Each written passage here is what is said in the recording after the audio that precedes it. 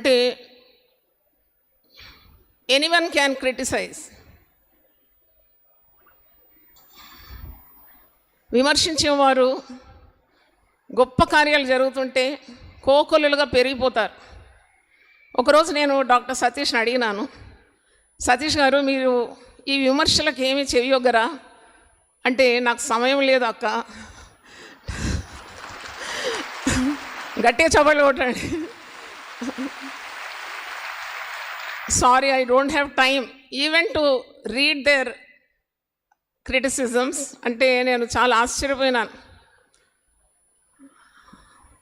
చేతగాని వారికి మాటలు ఎక్కువ అంటారు కదా, చెల్లని రూపాయకు గీతలు ఎక్కువ. ఈ పని రాని వారు, పని చేయనోళ్ళని వారు మాటలు ఎక్కువ మాట్లాడతారు.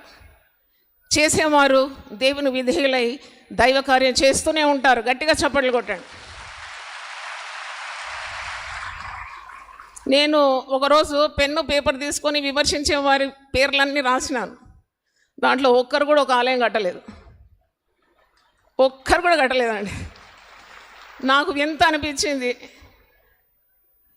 ఇంత గొప్ప దైవజనాన్ని విమర్శించడానికి ఎన్ని గుండెలు కావాలి. అందుకే పరిశుద్ధ గ్రంథంలో గొప్ప హెచ్చరిక ఉంది. నా అభిషక్తుని ముట్టకూడదని దేవుడు ఆజ్ఞాపించినాడంట. డాక్టర్ సతీష్ కుమార్ గారు ఒక దీర్ఘదర్శి, దేవుని దర్శనం గల వ్యక్తి, పట్టు ఉడుము పట్టు, అవిరామమైన శ్రమ జీవి. అతడు దేవుని హస్తంలో ఉన్నాడు, దేవుని హస్తం అతని మీద ఉన్నది.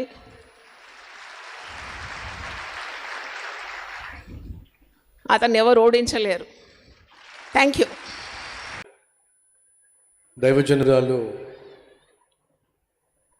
జాయ్ చరణ్ గారు ఒక మాట చెప్పారు కదా, చాలామంది విమర్శిస్తూ ఉంటారు, ఇష్టం వచ్చినట్టుగా మాట్లాడుతూ ఉంటారు.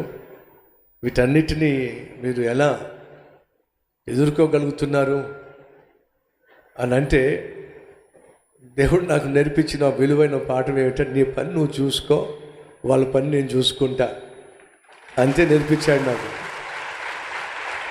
కాబట్టి మొదటి నుంచి కూడా ఈ సేవను ప్రారంభించిన నాటి నుంచి నేటి వరకు